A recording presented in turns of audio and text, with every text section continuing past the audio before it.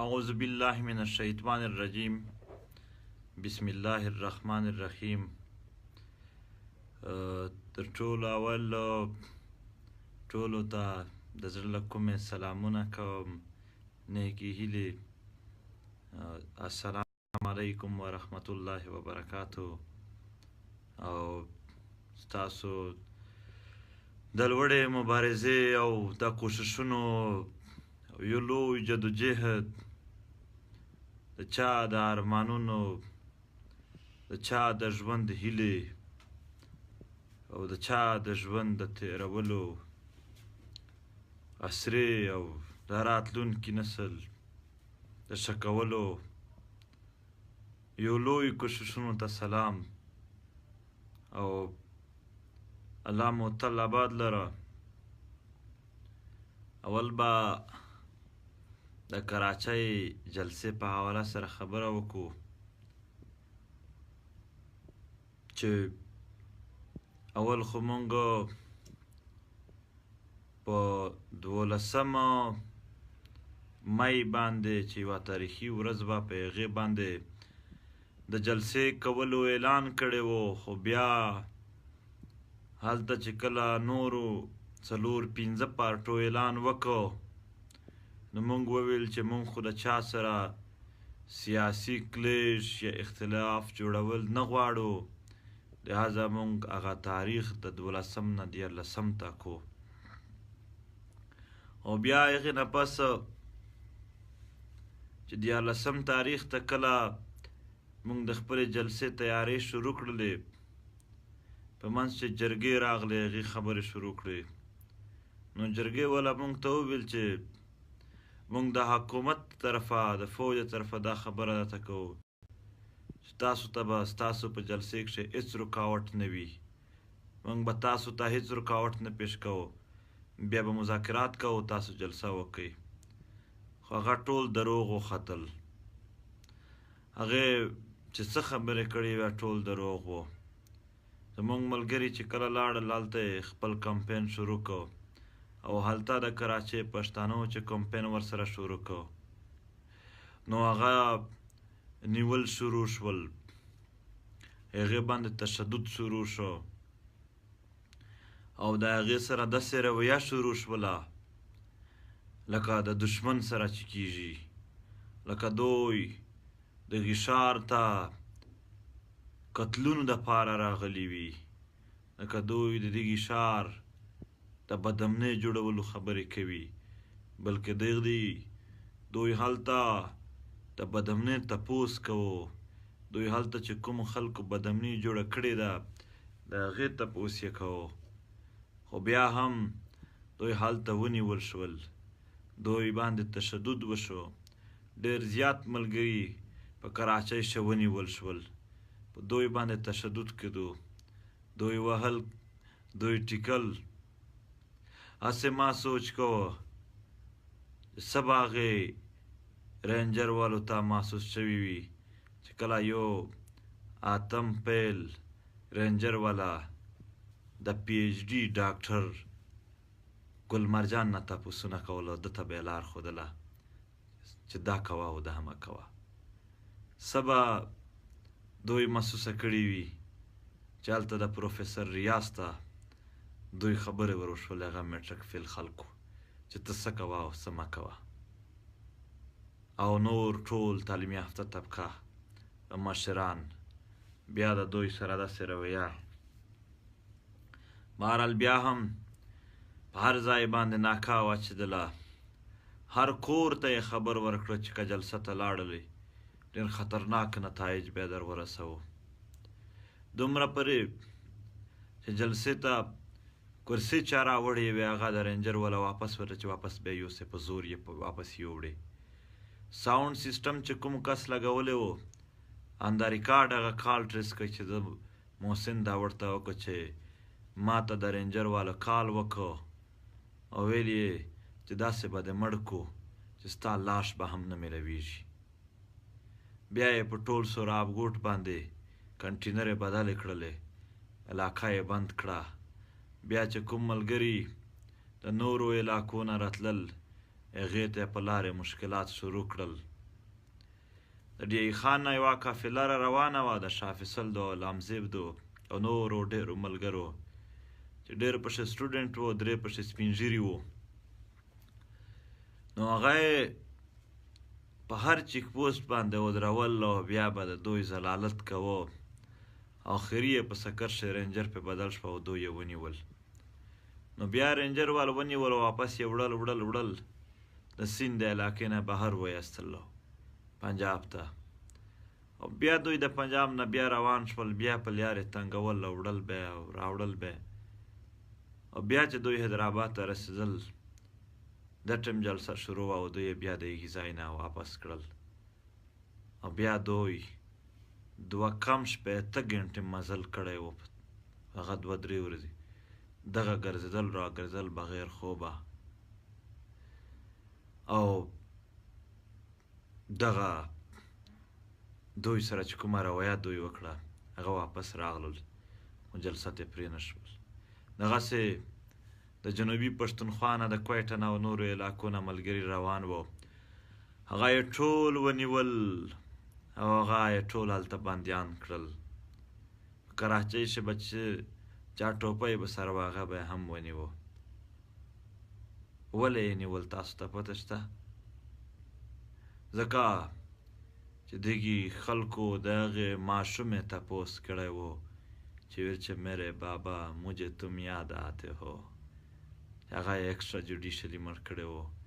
دا د زرګونو خویندو مندو خبره وه، د هغو د اوښکو خبره وه، د هغو د ارمانونو خبره وه، د هغې یوه اسرا وه، یو امید و، هغه دوی مړولو،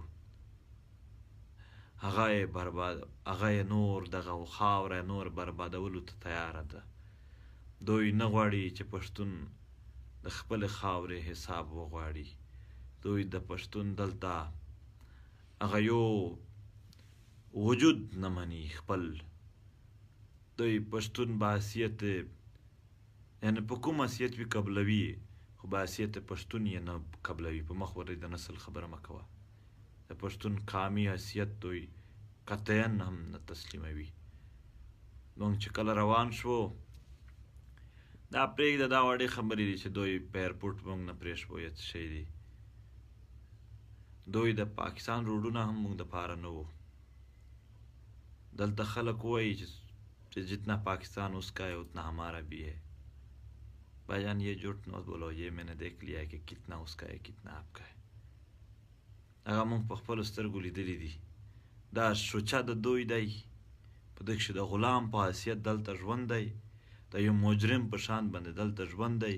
که چاپلوسي کوې، که غلامي کوې، خو ټیک ده.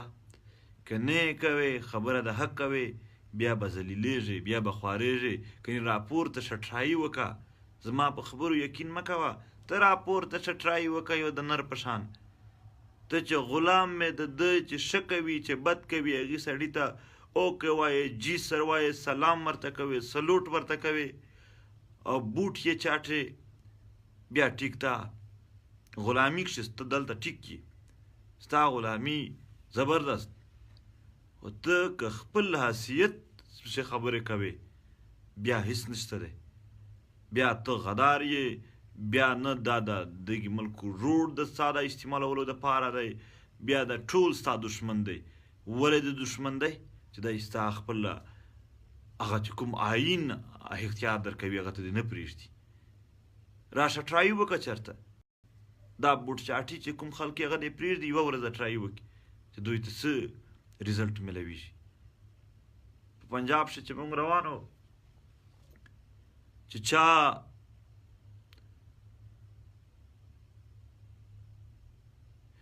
چا به هم هلته موږ ودرولو، چې چا لاس را کړي وو هغه خلک، هغه پښتانه هم دوی ورغلل او کنځلې به ورته کولې او هغه به یې وهل. داسې نه، د یو ثبوت شته درې سره چې هلته موږ سره څوک میلو شوي دي، هغه ته دوی ورغلي دي او والي یې دي او کنځلې یې ورته کړي دي، ورته چې ولې ورسره مې چې کومو خلکو زه په ګاډي کښې وړی یم، هغه ګاډي اوس هم هلته پراته دي، نیولي یې دي په پنجاب کښې. په هر چیک پوسټ باندې به چې څومره موږ ذلیلولو، یو انتها وه د ذلالت. موږ صرف دا یو فکر ورا سره چلته په جلساګاه کښې که مونږ لیټ شولو هغه خلک چې په تکلیف نشي. زمونږ هم ارادې کمزورې نه دي. یو ځل چې ووایو چې دغه ځای ته ځو، دا خو یې د 50-50 رکاوټونه جوړ کړي وو چې زر یې جوړ کړي وای، بیا هم مونږ هلته تلل. مونږ د الله په مدد رسېدلي یو. هلته دوی کوم طریقه کار زموږ سره وکړو هغه زه تاسو ته نشم ښولی. بس صرف دومره ده چې په یو ځای شی ډېر زیات هغه غلطه رویانه بعد هغه پولیس والا آخري چې پرې شولو نو راته وویل چې چلو ابھی جاؤ آپ ہمارے بھائی ہیں. بیا ما یو تپوس دنه وکړ چې بھائی جان اگر صدر بوش کہے کہ میرا مسلمانوں کے ساتھ بہت ہی زیادہ محبت ہے، کیا آپ کو یقین آئے گا؟ اس نے کہا کہ نہیں، اس نے مسلمانوں کے ساتھ کبھی اچھا ہی نہیں کیا ہے. تو میں نے اس کو کہا کہ کیسے آپ کی اس جو آپ نے کہا کہ آپ میرے بھائی، کیسے یقین آئے گا مجھے؟ ابھی آپ نے میرے ساتھ کیا کیا؟ صرف وہ جو تلاشی کس انداز سے تم میرے کر رہے تھے اور کس انداز سے آپ میرے اوپر چلا رہے تھے وہ سوچ لو. اب بھائی نہیں، یہی تو سب سے بڑی گالی اور بھی ہے. چې په یو زمونږ سره ښه بده رویه وکړي آخري مو په دې لفظ غلط کړي چې چا ته خو مو اوس ورور څومره مو ذلیل کړي تاسو. بیا هلته دا خبره نه وه د پنجاب اوکاړه پولیس نور خو څه کې زما د بیگ هم ټول سامان یې هغه پټ کړی دی، چارجر او پاور بینکونه ویلې دغه ډېر ښه سامان دی، موږ بیا خپل استعمالوو. ما ویل خیر دی، موږ شریف خلک یو، مال غنیمت دی، ته یوسه ته پرې ډک شه. بیا راتللو په لاره کښې روډ بند کو، د دوی سیول کپړې کښې به کسان وو، زموږ سره بیا ګاډی سایډ ته کو، بیا تمانچې راواستلې، بیا لوډ کړلې او بیا به ګاډی شاته شو یا به مخته شو، موږ طرف ته بیا راکتل. او ما ویل خیر دی، تاسو کوئ، ستاسو دا تشدد دا وحشت پیلول ستاسو کار دی، ستاسو تجربه ده، شرافت زموږ کار دی. په ځای چې روډونه بند وو موږ به یو ګاډي نه کوز شو، یا پیدل روان شو، بیا به آس پاس دوی راپسې روان شول. هلته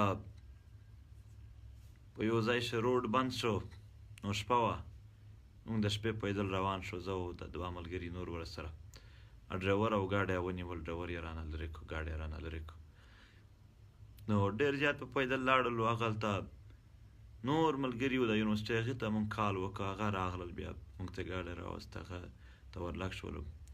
مخشه چې تللو دوی بیا هم روډونه بند کړي وو، ځای په ځای. دا به دومره په اوږد روډ بند کړی وو چې بیخي به هغه څه طریقه نه جوړېدله. خو پسه نشته، الله ته بل څه منظور وو. دوی د موږ سره نه، د مظلومونو سره زور لګاوه. دوی په خپل قوت غلط شوي وي چې که چېرته ټول قوتونه زموږ سره دي، دوی الله هېر کړی وو. نو دغه یې کول. بیا چې کله د سیند علاقې ته رانه شولو، هلته بیا اول هغه باندې رینجرو زما سره چې کوم ملګري ګاډي چلول، هغې نه موبایل مات کړو، را بغلل، را ټوپی کړل، په سر پورې بیا ټوپکې را ونیولې چې را کوز شه. بیا به یې سایډ ته کړل، بیا تلاشیانې هغه زموږ سره چې کوم ملګري وو هغه باندې به په والو شروع شول. نو دا هر ځای چې دغه وو مخامخ به مو لیدل، ما به ورته خندل، ما ورته کوئ یار تاسو څومره کولی شئ. صرف یو دوه ځله مې دا خبره ورته وکړه چې آپ لوگوں کسی نے بھی آج تک یہ نہیں بتایا ہے کہ تم محافظ ہو، بدماش نہیں ہو، اس لیے تم لوگ ہر وقت بدماشی کرتے ہو. بس دغه کار یې کوه حسین چې کله په غږ کښې دا اعلان وشو په جلسه غږ کښې چې مونږ تر هغه پوره نه ځو چې تر څو پوره منظور راغلی نه وي. مونږ ته دغه خبره چې راورسېده هغې نه بعد چیک پوسټونو باندې لږ ماحول بدل شو. بیا به صرف راودرولو راکوز بیا کړلو، هغه ټوپکې به یې راپرې ونیولې، بیا به یې پرېښولو. نو په هر ځای باندې به هر 10 کیلومتره بعد به دغه و، نو دوی دا کار کوه. نو څنګه ووایم چې څومره پاکستان د دوی دی دومره زموږ دی؟ چا ویل چې زموږ دی؟ دا هم تاسو نه پوهېږئ. زموږ ما څه ویلي وو، ما څه کړي دي؟ ما خو د روانور غوندې څوک مړه کړي هم نه دي چې هغې دپاره دا روډونه او دا هر شی کولاو دي. ما د مشرف غوندې د پاکستان آیین چېرته نه دی مات کړی چې د ټول آیین د پاکستان جان یې ونیول، ما آیین یې مات کړی. ما د پاکستان د نورو جنرالانو او سیاستدانو غوندې کرپشن هم نه دی کړی چې هغه ته روډونه هر شی خلاص دي. ما د پښتون خبره کړې ده، ځکه دغه راسره وشول. ما بل څه نه یې کړي، صرف بس د پښتون خبره مو چې وکړله نو دا بربادي وشوله. بیا او بیا چې هلته ورسېدلو زموږ ملګري هغه نیول رانیول هغه هر شی شوي و. ډېر درد محسوس کېږي چې کله ستا ملګري څوک نسي او تشدد پې کوي، ډېر څه ورته سړي ته محسوس کېږي. او بیا چې کوم خلک هلته په دومره رکوټونو نه بعد هم سلطان آباد او د نورې منګوپیر او نورې د پښتنو اکثریتي علاقو کښې کرفیو څوک راتللی نه شول. بیا هم یو کس په کور پټ راوځي په مختلفو علاقو ته او جلساګاه ته راتلل. نو جلساګاه داسې ځای و چې چا څوک هلته راغلي دي هغې لیدلی و چې هغه کښې د پستې خوړ څه وي دغه وي او په هغه کښې ازغي و. نو هغې ځای باندې دوی ناست و. او بیا د کراچۍ ګرمي وه او بیا هلته د اوبو انتظام نه و، ځکه چې په پوره ښار شي زموږ سره چا انتظام نه کولو. چې چا به انتظام کوه هغه ته به ورغلل چې ته به د اوبو ټنکۍ نه ورډی، هغه به یې په هغې ځای بند کړه وبېنیوه. د اوبو انتظام نه و، د باتروم انتظام نه و، د ناستي انتظام نه و، چا لوډ سپیکر او څه نه راکول ځکه چې هغه به بې رینجر وهل. او نږدې په سراب ګوټ شه چې په کومو دوکانونو بوتل او اوبه خرڅېدل هغه یې هم په زور بند کړل. هلته زه چې سټیج ته راورسېدم نو یو ملګري د سټیج نه د اوبو بوتل لاندې د خلکو په طرف وغوربلله. نو هغه ټولو داسې پسې راټوپ کړل چې یار په ایمان سره زما زړه وسي، ما خبره نه شوله کولی په وخت ټیم چې ما غلی شوم. خو هغه کسان ما کتل، زه په تقریر شه بیخي غذای شي ما هغه کسان کتل چې هغه اوبو بوتل دوی څنګه څښي. نو د اوبو بوتل خالي و، یو کس ته په لاس ورغی نو هغه ساس کې چې پاتې و هغه یې خوله ته کول. نو دومره حد پره دوی خپل کوشش وکړو خو بیا هم دوی ناکام شول. جلسه کامیابه شوله، مظلوم کامیاب شو، ظالم ناکام شو. د ده پکړ دکړ ناکې، د اوبو بندول، د لارو بندول، د خلکو وهل، په خلکو تشدد کول، د خلکو دمکیانې ورکول، د هر شی ناکام شول. او مظلوم ولس، خوار ولس، بې رهبره ولس او د ډېرو وخت په ژړا ولس او دغه مجرم ولس کامیاب شه په هغه ورځ. بیا د ولې چې اتفاق او اتحاد و، دوی په خپل یو بل باندې زړه وخوږوه، دوی دا کار خپل کار شمار کړ. ملګرو تاسو ډېرو ته به تکلیف رسېدلی وي، څوک چې موجود وي هغو ته هم، څوک چې موجود نه وي. ما ته پته ده د مسافرو یوه هم خوب نه دی کړی په هغه شپه، ټول ناست وو، هغې کتل چې څه کېږي. دا تکلیف د یو ښه مستقبل په بنیاد وزغمئ.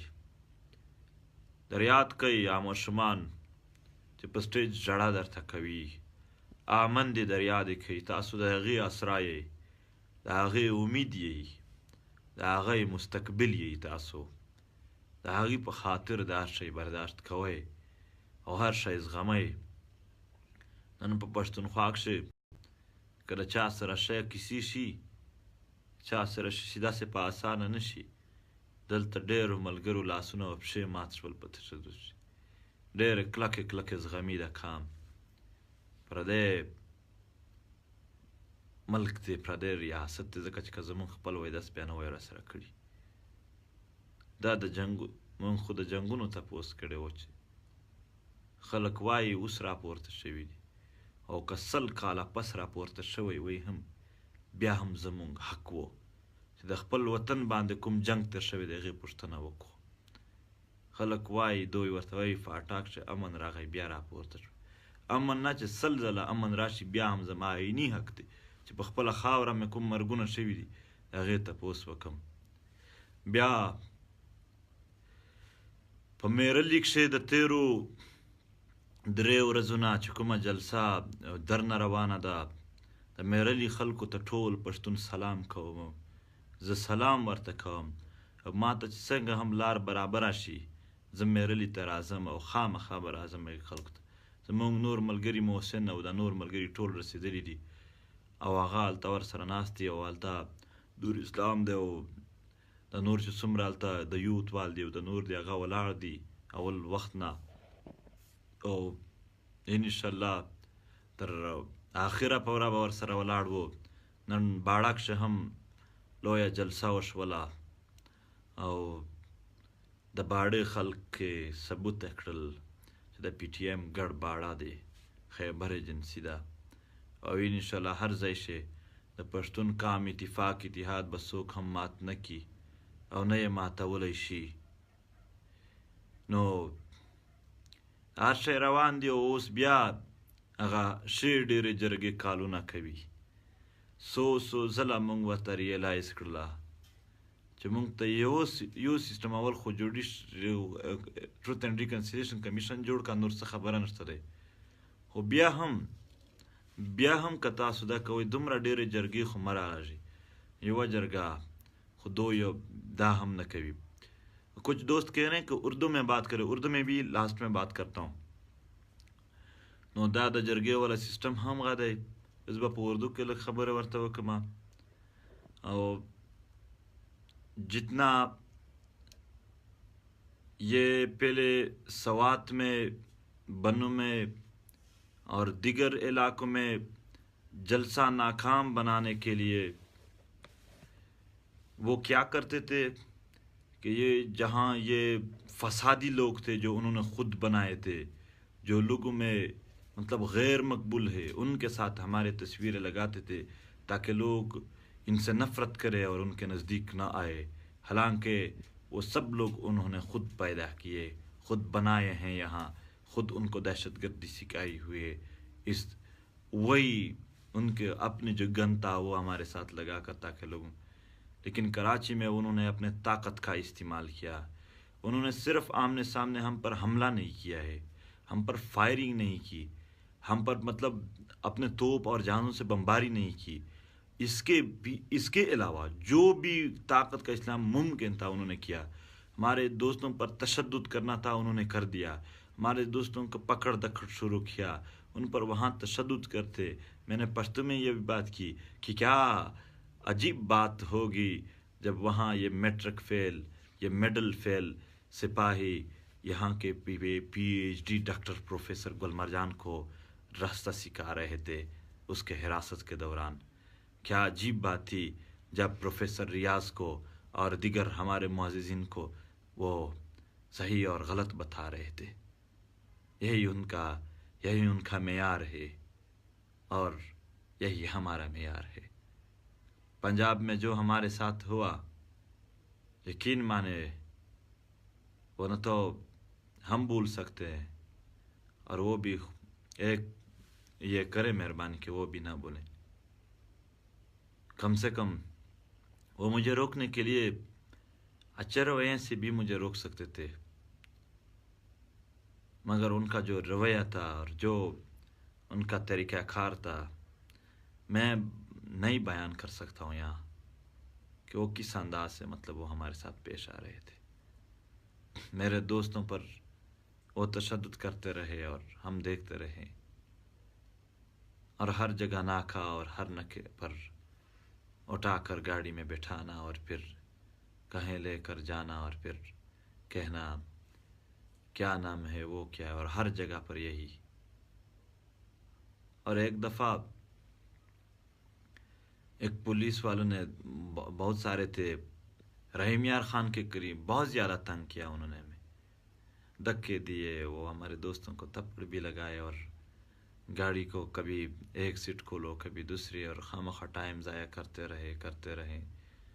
اور آخر میں 1 گھنٹہ بعد انہوں نے گاڑی دیکھ لیا اور انہوں نے کہا ابھی ہم نے اس کا ٹائم ضائع کیا ہے اور ان کو ذلیل کیا ہے دوسرے نے، ابھی ہمارا وہ کام پورا ہو گیا. تو آخر میں وہ کہہ رہا تھا کہ اوکے بھائی جان آپ جا سکتے ہیں، آپ ہمارے بھائی ہیں. تو میں نے کہہ دیا بھائی جان اگر بوش کہے کہ میرا مسلمانوں کے ساتھ بے انتہا محبت رہ چکا ہے اور ابھی بھی ہے تو کیا آپ مانو گے؟ تو اس نے کہا نہیں، ان کا کردار ایسا نہیں ہے. میں نے کہا ٹھیک ہے، آپ کی اتنے ضلالت کے بعد جب آپ نے میرے لیے مجھے کہا کہ آپ ہمارے بھائی ہیں، کیا میں یقین کر سکتا ہوں اس پر؟ دشمن جیسا رویہ رکھنے کے بعد بھائی کہنا ڈپلومیسی ہے، جھوٹ ہے، دھوکہ ہے. اور ہم پٹھانوں کو ویسے بھی آپ لوگ سادہ لوگ سمجھتے ہیں کہ خوب ذلیل کرو اور آخر میں اس کو کہو کہ بھائی ہیں اور پھر وہ خوش ہو جائے گا، سادہ لوگ ہیں. ایسا نہیں ہے بھائی جان، ہر جگہ پر یہی. اور پھر سندھ میں جو کچھ ہوا، مگر سندھ سے بھی زیادہ ہمیں پنجاب میں دکھ دیا گیا اور ذلیل کیا گیا. یہ صرف ہمیں نہیں، ہمارے جتنے بھی دوست ان راستوں سے آئے ہیں. اور صرف اس بار بھی نہیں، پچھلی بار جب لاہور میں بھی اس طرح ہو رہا تھا. میں بہت دکھ کے ساتھ یہ بات کرتا ہوں. میرا سوچ تھا کہ پنجاب اور دیگر علاقوں کے لوگوں کو جب ہم اپنے غم بتائیں گے وہ بات نہیں سمجھتے ہیں. اگر ہماری بات سمجھ میں آ جائے تو وہ ہمدردی ہمارے ساتھ رکھیں گے. مگر اب بھی اس نتیجے پر پہنچا ہوں کہ اگر ہمیں آمنے سامنے ہمارے بچوں کو عورتوں کو ٹکڑے ٹکڑے دیکھیں گے تو وہ خوش ہو جائیں گے، ہمارے ساتھ کبھی ہمدردی نہیں رکھیں گے. میں نے بہت نزدیک سے ان کے بہت سارے باتیں سنے. ہاں ان میں سے کروڑوں کی تعداد میں کروڑوں کی تعداد میں لوگوں میں سے ہزاروں کی تعداد میں صرف چند لوگ جو پروگریسو سوچ والے لوگ ہیں وہ ساتھ دیں گے، باقی نہیں دیں گے. باقی ان کے دلوں میں جو ہمارے لیے نفرت ہے وہ انتہا کو چھو رہی ہے، کیونکہ ان کا سب کچھ ہے، میڈیا ہے، سب کچھ ہے. ہمیں بدنام کرنے کے لیے قسم قسم کی باتیں کر رہے ہیں. اور پھر کراچی میں ہر جگہ کنٹینر لگا کر لوگوں کو اٹھا کر ہمارے دوستوں پر تشدد کر کے ہر جگہ کرفیو لگا دی گئی، سارے راستے بند کر دیے. اور جو گراؤنڈ تھا وہ جناح پارک تو نہیں دے رہے تھے، سوراب گٹ کا وہ گراؤنڈ آج بھی کوئی جا کے دیکھ لے، وہ بالکل وہ ڈسٹ والی مٹی ہے اور اس میں کانٹے بہت زیادہ ہوتے ہیں. ان پر بیٹھ کر بھی لوگ بیٹھ گئے اور جلسہ کیا. اور وہاں پر ہمیں کرسیاں، یہاں تک کہ رینٹ پر کرسیاں کوئی نہیں دے رہا تھا، جو دے رہا تھا وہ رینجر والے آتے اس کو اٹھا لیتے تھے. اور آج بھی وہ ایک جرنلسٹ ہے سعد سعید ریٹر کا، وہ قسم کھائے کہ جس بندے نے مطلب یہ جلسے کے لیے ساؤنڈ سسٹم لگانا تھا اس نے کیوں نہیں لگایا. اس نے کیا کہا کال پر اس کو کہ مجھے یہی بتایا، رینجر والوں نے کال کیا کہ آپ کی لاش بھی نہیں ملے گی، ایسا ماریں گے آپ کو. اور پھر وہاں پانی کا بندوبست ہم نہیں کر سکتے، ٹینکی والے سب کو انہوں نے کہا کہ آپ یہاں نہیں جا سکتے ہو. بڑی مشکل سے وہ مسجد والے لاؤڈ اسپیکر لگا دیے تھے، آپ لوگ چیک کریں وہاں. اور نزدیک جو جن دکانوں میں فریج تھے اور پینے کے پانی فروخت ہو رہے تھے وہ بھی انہوں نے بند کر دیے. اور رینجر والوں جو لوگ آ رہے تھے ان میں سے 500 لگ بھگ وہ جوانوں سے انہوں نے موبائل لیے ہیں اور وہ چوری کر دیا. ابھی تک وہ جوان بتا رہے تھے بعد میں مجھے کہ ہم سے موبائل چیک کرتے وقت وہ جو سادہ موبائل ہوتے تھے وہ نہیں لیتے تھے، لیکن جس کے پاس اچھا کیمرے والا موبائل ہوتا ہے وہ فوراً رینجر والے وہ کہتے کہ یہ دے دو اور لے جاتے تھے. وہ सिविलियन है, उनके साथ बंदूक नहीं है, दूसरे के साथ बंदूक है, वो बंदूक लेकर डेंजर और दहशत गर्द है। वो कह रहे हैं इसके पीछे वर्दी है, ये पीछे की बात क्यों करें हम। डायरेक्ट वो दहशत गर्द हैं, डायरेक्ट वो खुद दहशत फैलाते हैं, लोगों से उनके पैसे छीन लेते हैं, जीप का सामान छीन लेते हैं, मोबाइल छीन लेते हैं। ये चोरी डकैती राजधानी दहशत गर्दी नहीं तो और क्या है। हम क्या तारीफ करें कि अगर कोई सेवल कपड़ों में किसी को मारे पीटे और उनसे कोई सामान ले जाए, दहशत फैलाए, वो दहशत गर्दी है। अगर वर्दी के अंदर कोई इस तरह करे तो वो नहीं है। इस तरह तारीफ होता है, डोल नेचर तारीफ करें हम। उन रास्ते बंद कर दिया और लोगों को वापस कर दे रहे थे। और उन टैंकों के ऊपर तो नहीं, जो टैंक लगा हुए थे, जो कंटेनर लगा दिए थे, उनमें से बीच में से थोड़े रास्ते बनाते हुए वो बूढ़े और सब आए हुए थे। और वो आप लोगों को पता है कराची में अभी NL ये नेशनल लॉजिस्टिक्स सेल वाले जो आर्मी के अंदर है, उन्होंने वहाँ सारे पश्तूनों के जो ऑयल टैंकर है वो वहाँ के टेकों से निकाल दिए। 4,500 ऑयल टैंकर रजिस्टर उन्होंने निकाल दिया और अपने वहाँ डाल दिए। वो सारे पश्तूनों के थे। और फिर ये आएंगे कि नहीं, पश्तूनों के साथ हमारा मोहब्बत है, वो बहुत अच्छे लोग हैं, हम उनकी बहुत कदर करते हैं, बहुत ही कदर करते हैं, हम बहुत देखते हैं इस चीज़ को। आपका क्या ख्याल है? सादा लोग हैं, बस मीठी मीठी बातें करेंगे। और ऐसे भी पठान तो सादा है आपके जहन में। और ये यहाँ होता रहा। उधर नॉर्थ वजीरिस्तान, साउथ वजीरिस्तान में वो दोबारा तालिबानों को लेके आए हैं, वहाँ बिठा दिए हैं। उसके खिलाफ 3 दिन से जलसा जारी है, धरना जारी है। वो जो कहते थे उस वक्त कहाँ थे? इस वक्त वो भी हैं। आप खाओ, तुम खाओ। मुनाफिक लोगों, तुम नहीं दे सकते हो इसको कवरेज, क्योंकि तुम्हारी अंदर नस्ल परस्ती है। तुम पश्तून लोगों को गुलाम और महकूम समझते हैं। तुम इस रियासत के किसी भी चीज़ पर उनका हक नहीं समझते हो कि उनका भी हक है। सिर्फ उन बूट छाट लोगों के लिए, उन चापलूसों को आप हक देते जो आपकी चापलूसी करे, जो आपको सही और गलत की बात करे, जो तनकीद करे। वो ठीक लोग पे नहीं है आपके जहन में। आपकी पॉलिसी जो डॉलर बनाने के लिए चला रहे हो, वो बात करे तो आप नहीं दोगे कवरेज। तो नहीं, कोई भी है उसका रोड उसके लिए फिर नहीं है, इस पाकिस्तान का रोड के वो उसको इस्तेमाल करे। इसका जहाज़ फिर उसके लिए नहीं है, इसका मीडिया फिर इसके लिए नहीं है, इसका पार्लियामेंट फिर इसके लिए नहीं है। लेकिन जब इन पर बम बरसाने की, तशद्दुद करने की बात हो, जब उनके ऐसे ऑपरेशन जो बज़ाहिर तो उनको दहशतगर्दी के ख़िलाफ़ नाम दिया जाए और उसी ऑपरेशन में दहशतगर्दी को सपोर्ट दे रहे हो और आम लोगों को जलील कर रहे हो, इस तरह बात हो तो पार्लियामेंट से लेकर मीडिया तक, रोड तक सब कुछ अलाउड है हर किसी के लिए। आप करो, जितना कर सकते हो करो। लेकिन एक बात कसमिया कहता हूँ, कुरान पाक ले आओ कि तुम्हारे सारे मीडियाओं के सामने, मैं उस पर कसम खा लो कि कोई भी हर बाइंदा हम जो हम पर जुल्म करने का हो, जो हमें ग़ुलाम बनाने का हो, जो हमें महकूम बनाने का हो, वो हम न मानेंगे और न उस पर खामोश रहेंगे, मुज़ाहमत करेंगे। जितना हमसे मुमकिन हो हम अपनी ज़मीन पर, अपनी सरज़मीन पर, अपनी पश्तून कौम पर इस जुल्म, बर्बरियत और इसको दहशतगर्दी के फैक्ट्री के तौर पर हम किसी को भी नहीं देंगे। एहसानुल्लाह एहसान,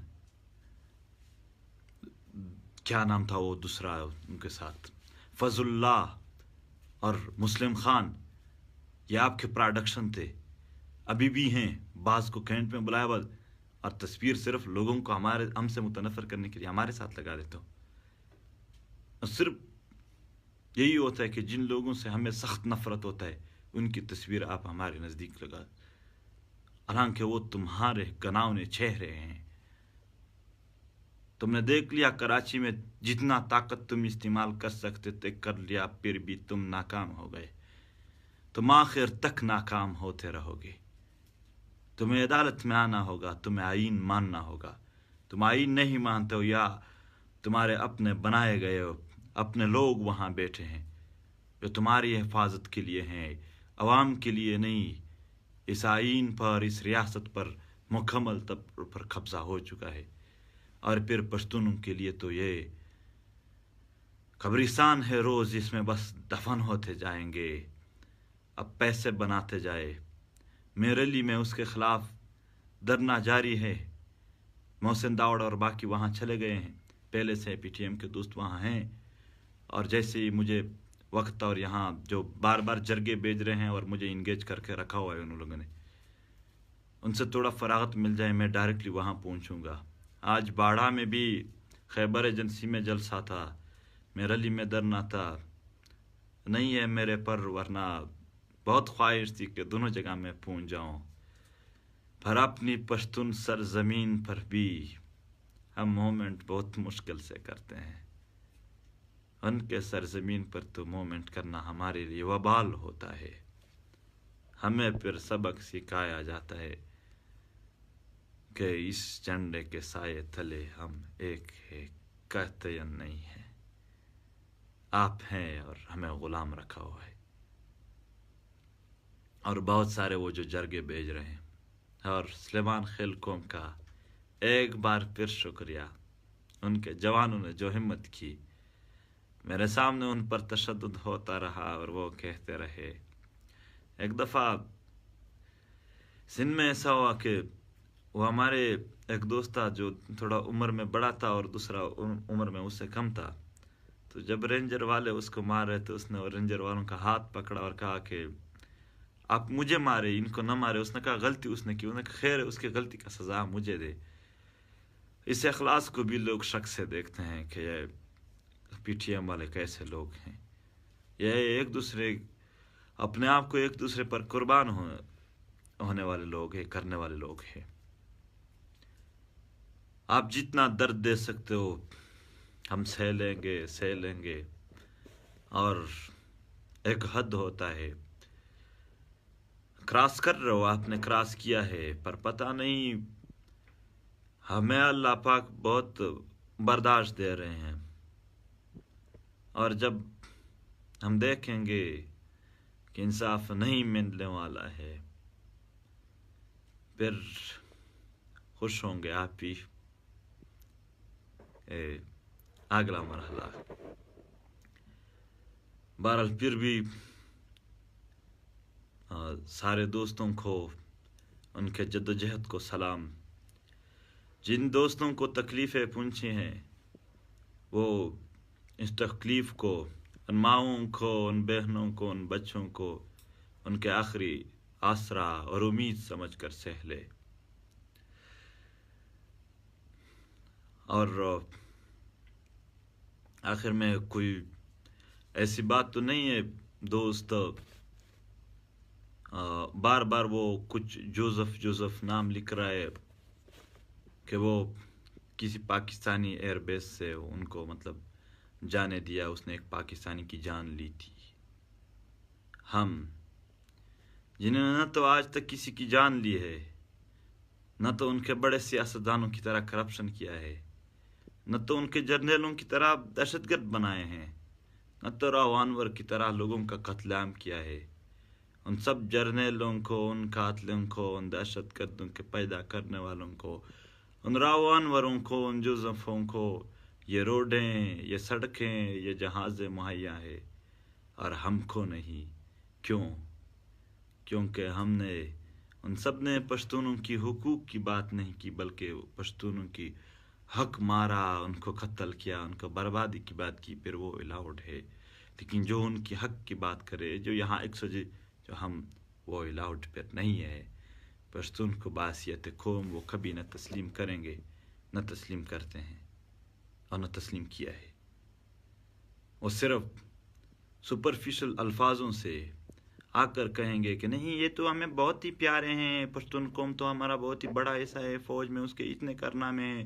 اور ایک آخر بات یار عجیب یاد آ گئی، یہاں میں نے جو کہا کہ ان کے ذہنوں میں نفرت ہے، وہ محبت نہیں ہو سکتی، اس کی ایک مثال ہے میرے پاس، وہ میں نے راستے میں سیکھی ہے یہ چیز، کہ رینجن میں کچھ پشتون تھے جب سارے ہمارے اوپر بندوق تان لیتے تھے تو وہ خاموشی سے آتے تھے اور مجھے بہت ہی مطلب رحم دلانہ الفاظ میں کہتے، منظور آپ کو کچھ نہیں ہوگا، ہم یہاں ہیں۔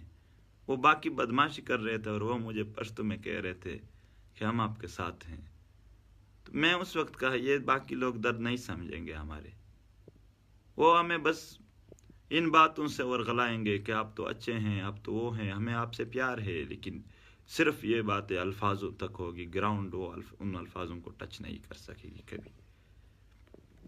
اور انشاءاللہ ہم اتحاد میں رہیں گے۔ او ډیره مننه، ډیره اوږدې خبرې مې درته وکړلې. بیا هم د کراچۍ خلکو ته سلام کومه چې تاسو د دوی په دغې مندراړه چهره باندې څاپېړه ورکړله، او کراچۍ ته به موږ بیا هم راځو او بیا به هم راځو، چېرته چې پښتون اوسېږي هلته به موږ وو. او سلیمان خېل قام هم ډېره شکریه، ډېر مدد یې وکړ په لارو. او د ډي خان او د جنوبي پښتونخوا هغه قافلې چې دوی ډېر دردونه ورسول او دوی یې پرې نه شول،